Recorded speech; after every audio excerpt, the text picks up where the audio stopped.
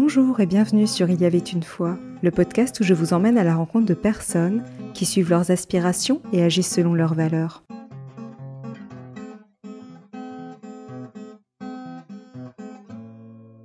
Bonjour chère auditrice, chers auditeurs. J'ai le plaisir de recevoir Anne-Charlotte Vivant que j'ai eu l'occasion de rencontrer lors d'une formation. Son parcours m'a interpellée parce qu'elle a suivi son chemin en faisant des choix de cœur, lui permettant de trouver sa pleine expression. C'est pourquoi j'ai voulu vous emmener à sa rencontre. Bonjour Anne-Charlotte, merci d'avoir accepté mon invitation. Bonjour Sophie, eh bien moi je dirais merci de m'avoir invitée, ça me fait plaisir d'être là. Alors pour commencer, si tu devais choisir un mot pour te définir, ce serait lequel ? Euh, Quand tu me dis ça, j'ai une image devant les yeux. C'est l'image d'une casserole qui est en train de bouillir, tu vois. Et donc je dirais bouillonnant, bouillonnante, parce que je sais pas, il y a toujours plein de trucs qui éclosent en moi, plein d'idées qui viennent, plein de projets qui naissent. Et donc je trouve que ouais, je voudrais pas me comparer à une casserole, mais de l'eau qui bout, ça me va assez bien. Ouais. Quelles sont les valeurs qui guident ta vie ? Alors ça, c'est une question qui est pas si simple, mais quand je réfléchis, je me dis que la beauté est une valeur qui me guide et qui m'a toujours guidée. En quoi c'est une valeur? C'est qu'en fait, je crois que fondamentalement, il y a d'abord de la beauté dans les personnes et d'abord de la beauté dans le monde qui est autour de nous, et que tous mes choix de vie ont été quelque part pour témoigner de cette beauté. Ouais, ce que j'ai envie aujourd'hui, c'est de la montrer aux gens. C'est de montrer qu'il y a de la beauté dans les autres. Et donc, finalement, je pense que je ne sais pas si ça rentre dans la case des valeurs, normalement, mais quelque part, si il faut que je te dise ce qui guide ma vie, ça va être la beauté. Si on va un peu plus loin, je pense qu'il y a une part importante de moi qui est guidée par la liberté. Est-ce que c'est une valeur ou est-ce que c'est un besoin? Je ne sais pas. Pour moi, c'est un besoin, c'est clair. Mais c'est aussi une valeur dans le sens où c'est ce que je souhaite pour les autres. Liberté d'être, et une importance donnée à la connaissance de soi et connaissance de l'autre, parce que ça va nous mener aussi, enfin pas parce que seulement, mais entre autres parce que ça va nous mener au respect de soi et de l'autre, et donc à l'amour de soi et de l'autre. Et enfin, une valeur de ce que j'appellerais réalisation, c'est-à-dire donner le droit et le pouvoir à chacun de se réaliser. Tout ça tourne autour du même thème, hein, d'être soi-même. Et bon, pour finir, un besoin, mais là c'est vraiment un besoin. Je ne pense pas que ce soit à mes yeux une valeur, mais un besoin de créativité, d'être dans la création et tout. Donc si je résumais, je dévoilerai à tes auditeurs que quand même j'ai un peu réfléchi à la question avant, parce que sinon je ne répondrai pas aussi facilement. Pour moi, je dirais beauté, liberté, connaissance de soi et de l'autre, parce que ça va nous guider à l'amour de soi et de l'autre, et réalisation, au niveau des valeurs qui vont guider ma vie. Voilà. Bien. Alors, en tant qu'ingénieur agronome, tu t'es orienté dans l'ingénierie de recherche pour finalement décider d'entrer dans la vie religieuse à l'âge de 23 ans. Pourquoi ce premier virage à 180 degrés ? Alors là, Sophie, je te répondrai qu'il n'y a pas de virage. En fait, être ingénieur agronome, donc je travaillais sur le changement climatique, j'étais ingénieur de recherche, et être monial, puisque j'étais dans un monastère, sont pas du tout deux aspects de ma vie qui s'opposent. Et d'ailleurs, dans le temps, c'était en même temps. Donc, c'était pas un virage, il a bien fallu que je concilie les deux. Être religieuse, ça relève de ma vie personnelle, d'un choix de vie, d'un engagement de vie spirituel, personnel, comme certains vont faire le choix de se marier ou d'être célibataire ou d'avoir des enfants, etc. Ce qui est absolument pas incompatible avec être ingénieur. Je pense que tu ne ferais pas un podcast en disant mais dis donc, tu es marié et tu es ingénieur, qu'est-ce qui t'est arrivé? Non, donc vraiment être religieuse, c'est ma vie perso, c'est pas mon métier, c'était mon état de vie en fait. Et donc en fait, si je me suis orientée professionnellement vers la recherche sur le climat, c'est parce que pour moi, c'est un secteur où l'homme doit rester humble. C'est un secteur où l'homme ne peut pas dire qu'il a le pouvoir et qu'il a le contrôle, où il est obligé de rester à sa place et où il fait face à quelque chose qu'il dépasse, en fait. Et de nouveau, pour moi, à quelque chose qui, fondamentalement, est beau et bon à la base. Parce que je crois qu'on vit d'abord dans un monde qui est fondamentalement beau et bon. Et si je suis rentrée dans un monastère, c'est aussi par émerveillement devant la beauté et la conviction qu'il y avait quelque chose de bon et de beau en chacun d'entre nous et dans le monde, et que je voulais aller à la source de cette beauté quelque part. Et en gros, la conclusion, ça va être que faire de la recherche sur le climat et rentrer au monastère, pour moi, c'était carrément la même chose finalement. C'était aller dans cette même direction, de pouvoir témoigner et vivre de cette beauté que fondamentalement je vois dans le monde. Donc, pas de virage, désolé. Mais là-dessus, un alignement clair. Après, je pourrais dire aussi que pour la communauté, il y avait le côté, justement, vivre une expérience communautaire, incarner concrètement dans ma vie de tous les jours cet engagement et les valeurs que j'avais. Mais c'est une autre question. En tout cas, ce n'est pas la question que tu me poses maintenant. Et pourquoi as-tu décidé de quitter la communauté religieuse? Alors, je suis restée donc 13 ans au monastère, 13 ans qui ont été extrêmement riches pour moi. Hein. Je ne regrette pas ce choix du tout. Mais en fait, je me suis tapée dans les murs quelque part. J'ai fait un burn-out, hein, pour dire les choses clairement. Et quand j'ai dû analyser ce qui s'était passé, j'ai constaté que j'avais un besoin d'autonomie et de créativité qui ne trouvait pas sa place dans le cadre de la vie monastique. En tout cas, du monastère dans lequel j'étais. J'avais quelque part trop besoin de bouger, trop besoin d'agir, d'être dans le changement, d'être dans la nouveauté, dans l'innovation et pas d'être dans la règle quelque part. J'ai compris que je restais alignée toujours, et je le suis toujours d'ailleurs, avec les valeurs de la communauté, avec les choix de vie, quelque part de simplicité, de pauvreté. C'était un alignement qui était intellectuel, mais que dans l'expression, dans le cadre, ça ne correspondait pas à ma façon à moi de fonctionner. Et que je devais donc trouver une autre façon de rester alignée avec ces valeurs. Une façon qui me permettait d'être fidèle à moi-même avant d'être fidèle à une règle. Et finalement, la règle de la communauté ne me permettait pas d'être fidèle à moi-même. J'ai compris que ce que j'ai essayé de changer en moi pour coller à cette règle, alors je vais vous donner un exemple simple, mais par exemple, de marcher moins vite, d'être plus posé, d'être plus calme, etc. En fait, c'est pas partie des choses que j'ai à changer. Ça fait partie de ma personnalité, que c'est pas quelque chose de mauvais et que finalement, il fallait que je change le cadre et pas moi. Il fallait que j'essaie d'être fidèle à moi-même. Et donc, c'est pour ça que j'ai décidé de changer pour rester aligné avec les valeurs, qui étaient aussi finalement celles de la communauté, hein, mais tout en étant fidèle à moi et pas fidèle à une règle qui m'était imposée de l'extérieur. Et c'est vrai que tu le dis très bien, je rebondis là-dessus, mais sur le fait, l'importance de ne pas te changer toi, mais de changer le cadre. Et ça, c'est très important parce que c'est exactement ça. Et on a tendance parfois à vouloir se changer de soi pour rentrer dans le cadre, finalement, pour s'adapter à son environnement. C'est ça. Et moi, je veux surtout pas dire que le cadre, en l'occurrence, était mauvais. Il n'était pas bon pour moi. Il peut être parfait pour d'autres, mais j'ai voulu me conformer à un cadre, à un idéal, en oubliant ce que j'étais moi-même. Et en fait, presque en mettant un jugement sur ce que j'étais. Et il a fallu une expérience assez forte en communauté qu'on a vécue parce que j'ai poussé en fait la communauté à faire intervenir quelqu'un de l'extérieur qui nous avait fait des tests, un week-end pour mieux se connaître justement, un peu sur le principe du MBTI, très simplement. Hein. Et il se trouve qu'à l'époque, je faisais un master de bioéthique, qu'on avait eu des cours de connaissance de soi, comportement, etc. là-bas, et que je m'étais dit, mais si les sœurs connaissaient ça, on aurait moins de jugements les unes sur les autres. Ce serait plus facile la vie communautaire parce qu'on comprendrait que l'autre ne fonctionne pas comme nous et que si son comportement n'est pas comme nous, on l'aurait attendu ou comme nous, on le voudrait, c'est pas forcément contre nous, mais simplement parce qu'il n'a pas les mêmes besoins que nous et pas le même type de fonctionnement. Et donc, suite à ce cours-là, j'ai fait intervenir, enfin, c'est pas moi toute seule, hein, mais j'ai poussé la communauté et elle l'a accepté à faire intervenir quelqu'un pour qu'on fasse ça. Et à un moment, on a fait un test justement où on se situait en fait sur une ligne à l'intérieur de la salle et on nous posait des questions et en fonction de notre réponse, on se positionnait sur cette ligne. Et je me suis retrouvée une fois, mais complètement à l'opposé de l'intégralité de la communauté. Et j'ai compris à ce moment-là que finalement, je ne fonctionnais pas comme les autres et que c'était pas mal et que j'avais pas à vouloir traverser la pièce pour rentrer de l'autre côté et que je devais accepter ça et que finalement le cadre qui pouvait être structurant, soutenant, aidant pour les autres, pour moi était une contrainte et que c'était pas du péché. Et ça a été vraiment le déclic qui a fait que je pense que c'est ce qui a permis à mon cerveau de faire un burn-out. C'est terrible de dire ça, mais quelque part, c'est ça. Qui a fait que là, j'ai été obligée de prendre ça en compte.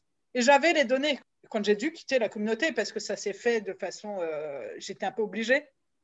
Pas parce que la communauté m'y a obligée, mais mon corps m'y a obligée. J'avais quelque part la conscience de ces données de OK, en fait, il n'y a pas de problème. Maintenant, il faut que tu sois fidèle à toi-même. Et par la suite, tu as lancé les Retoqués, une entreprise qui rachète aux producteurs locaux leurs fruits et légumes déclassés et les transforme en chips et snacks. Qu'est-ce qui t'animait dans ce projet? Alors, je rajouterai une petite phrase pour décrire qui est que je faisais travailler des personnes issues de la rue, donc des anciens SDF. C'est vrai, j'avais oublié. C'est important de le dire, juste parce que, pas pour rajouter une dimension en plus, une couche de plus de social sur mon projet, c'est pas le sujet, mais parce que ce que je voulais, en montant cette entreprise, c'est dire pourquoi on cherche toujours à créer de la valeur. Pourquoi on ne cherche pas d'abord à révéler les valeurs et les beautés? C'est toujours le même leitmotiv, vous allez voir, moi j'ai une constance là-dessus. Révéler les valeurs qui existent déjà dans le monde.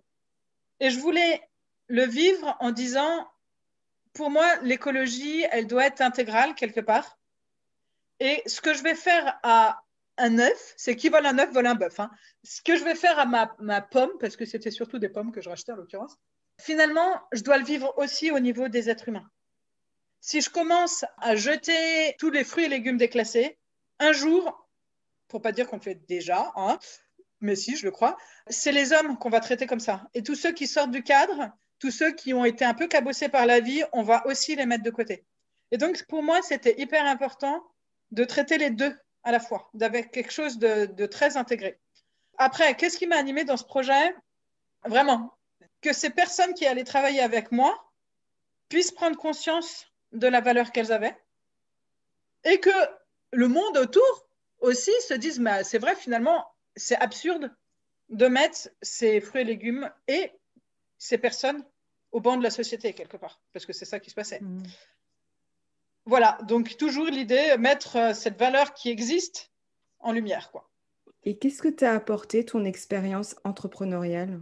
Alors, je vais être sincère avec tes auditeurs, puisque cette expérience s'est arrêtée. J'ai arrêté l'expérience des retoqués parce que ça a été une très forte expérience de connaissance de moi, justement. Et que j'ai découvert que ce chemin d'être fidèle à moi-même, il fallait que je continue à le mener en me connaissant mieux et en étant encore plus alignée avec ce que j'étais. Et j'avais un besoin de créativité que j'ai toujours et que j'ai plus exprimé en créant cette entreprise. Mais j'ai découvert en le vivant que par contre, tout ce qui était gestion, administration, en fait, être chef d'entreprise n'était absolument pas pour moi. Et que bah voilà, ça a été une autre étape pour me connaître mieux. Ça a été aussi une étape pour me connaître mieux, très importante, parce que j'ai été accompagnée par plusieurs parcours, comme Ticket for Change, comme Entropia, par exemple, ou la Hub Factory, qui m'ont beaucoup aidé justement à mieux me connaître et à prendre du recul. Et donc, cette expérience a été une expérience extraordinaire, mais qui m'a permis de me rendre compte que j'étais pas faite pour être chef d'entreprise, en tout cas pas aujourd'hui. Mon gros apprentissage, ça a été ça. Après, ça m'a donné une expérience forte de communauté. Je pense que finalement, j'ai plus vécu l'expérience de la communauté dans cette expérience entrepreneuriale que dans la vie communautaire que j'avais quand j'étais au monastère. Parce que ça a été une expérience folle d'un réseau de soutien, de personnes qui partageaient mes valeurs et qui les partageaient dans un mode d'expression qui était aussi le mien. Et donc, pour moi, ça a été un lieu d'épanouissement énorme, même si, voilà, j'ai dû prendre la décision d'arrêter. Parce que par contre, non, créer, oui. Accompagner, oui. Gérer, non. Il fallait aussi que je reste fidèle à moi-même et une deuxième fois que je me dise, bah non. Et aujourd'hui, tu as plusieurs casquettes, donc facilitatrice, conceptrice de parcours pédagogique, illustratrice, et tu t'intéresses maintenant à l'utilisation des jeux dans l'apprentissage. Qu'est-ce qui t'anime profondément à travers toutes ces activités? Alors, au risque que tu penses que je dis toujours la même chose, mon parcours a l'air d'être particulièrement sinueux, mais en fait, c'est toujours la même direction. C'est essayer de trouver comment mettre en lumière cette beauté et cette lumière qu'il y a dans les gens. Et cette expérience d'entrepreneuriat a été tellement forte pour moi, en termes de connaissance de moi, que je me suis dit, mais il faut que j'aide d'autres personnes à le vivre. Il faut que les gens puissent se connaître pour pouvoir s'aligner avec eux-mêmes et pouvoir avancer et juste s'épanouir et prendre du plaisir à être dans la vie. Et c'est pour ça aujourd'hui que je fais de la facilitation, c'est pour ça que je conçois des parcours pédagogiques, c'est pour ça que j'ai envie de faire de l'illustration. Là, tu retrouves la dominante de la beauté. Hein. J'ai envie que les choses soient belles, qu'on offre des choses belles aux gens. Et aussi, tout cet aspect de jeu, de gamification, qui va être comment faire pour donner confiance aux gens, aux enfants, dans leur capacité à avancer, dans comment les aider à mieux se connaître de façon sympa, comment leur donner le pouvoir d'apprendre pour ceux qui ne vont pas être dans le cadre de l'éducation scolaire, qui vont être un peu pas les profils qui sont visés par l'éducation nationale aujourd'hui. Et donc tout ça, voilà, ce qui m'anime aujourd'hui, c'est d'aider les gens à mieux se connaître pour mieux s'aimer et pour oser être qui ils sont et pouvoir avancer debout. Donc voilà. C'est génial. Après, j'ai plusieurs casquettes parce que j'en ai besoin, parce que ce que je disais, c'est mon okibou. Et que si je faisais toujours la même chose, ça irait pas pour moi. C'est quelque chose que j'ai compris et qu'aujourd'hui, j'accepte simplement. Ouais, je partage le même point de vue que toi, je suis pareil. Mais j'ai pris du temps à le comprendre. Et comment fais-tu pour poursuivre ton chemin tout en restant aligné avec tes valeurs et tes aspirations? Je crois que là-dessus, la communauté m'a beaucoup aidée. C'est-à-dire que je me suis construite de mes 23 ans à mes 35 ans, hein, quand même, avec une vie extrêmement simple. Et aujourd'hui, j'ai pas besoin de choses compliquées finalement. Et ça m'aide, le fait de ne pas avoir besoin de beaucoup en termes d'abord en termes financiers, hein, parce que concrètement, quand même, ça drive un peu notre vie, il faut dire les choses comme elles sont, mais aussi en termes comment dire, de stimulation extérieure. J'ai appris quelque part pas à me suffire moi-même parce que c'est pas le cas. Je me suffis pas du tout à moi-même, mais finalement à trouver les richesses dans les petites choses qui me sont offertes. J'ai pas besoin de beaucoup à l'extérieur et résultat, ça me permet concrètement de pouvoir choisir les projets avec lesquels je veux travailler parce que je suis pas en train de courir après un salaire tout le temps. Le fait d'avoir une vie simple me permet de quelque part ce choix de pouvoir dire bah non, là j'ai pas envie de bosser pour ça. Ce projet-là, je peux y aller et tout. Alors que j'ai eu un moment hein, où je me disais il faut quand même que je mange à la fin du mois. C'est le cas, hein, c'est toujours une question. Mais le fait de ne pas avoir besoin de beaucoup pour manger à la fin du mois fait que quand même, je peux choisir où je vais. Et c'est ça qui va me permettre de rester aligné avec mes valeurs. Mais je ne réfléchis pas tout le temps en me disant est-ce que je suis aligné avec mes valeurs, honnêtement. Hein. Je m'en doute. Je laisse un peu la vie avancer. Mais je crois que c'est une chance pour moi d'avoir cette vie qui n'a pas besoin de beaucoup. Et comment fais-tu pour entretenir la flamme à l'intérieur de toi? Ben, je crois simplement que j'ai arrêté de lutter contre moi-même. Je crois simplement que j'ai accepté d'avoir des aspirations diverses. J'ai accepté de plus juger négativement le fait d'avoir envie de faire des choses différentes tout le temps. J'ai accepté cette curiosité, ce bouillonnement, et non seulement je l'ai accepté, mais aujourd'hui je l'ai accueilli et je lui donne de la place. Et je pense qu'après, c'est un feu qui s'auto-alimente. À partir du moment où on lui laisse de l'oxygène, il s'auto-alimente. Donc je ne sais pas si je fais quelque chose pour l'entretenir. Quelque part, je lui laisse de la place pour qu'il s'entretienne sans moi. Et as-tu un rêve que tu n'as pas encore réalisé? Alors, je voudrais bien faire du parapente un jour. J'aimerais bien faire un tour du monde à la rencontre de la beauté des personnes et des paysages. Et là, je me dis que tiens, peut-être un jour, je ferai ça avec ma filleule. Bon, elle a 3 ans, alors je pense que c'est pas pour tout de suite. Mais c'est un projet que j'aimerais bien mener un jour. Bon, si on creuse un peu plus profond, j'aimerais bien trouver le truc magique, ou pas magique d'ailleurs, pour que tous les enfants du monde, et d'abord les enfants autour de moi, aient confiance en eux. Aient confiance en eux, aient conscience qu'ils ont de la valeur, puissent pas se dire qu'ils sont bêtes, puissent pas se dire qu'ils méritent pas de s'épanouir. Et voilà. Cette beauté, j'aimerais d'abord que les enfants la voient en eux. Parce que je pense que si on y arrive au niveau des enfants, c'est bon après au niveau des adultes. Je pense, ouais. Voilà, donc mon rêve aujourd'hui, ça va être de contribuer à des projets créatifs, des projets d'innovation qui vont donner accès à la beauté du monde et des hommes aux autres et à eux-mêmes quelle que soit la forme que peut prendre ce projet. C'est ça dont j'ai envie. Aujourd'hui, je ne me sens pas encore de monter ma propre structure, mais ouais, pouvoir participer à des projets qui vont donner accès à cette beauté. Beauté de l'homme et beauté du monde.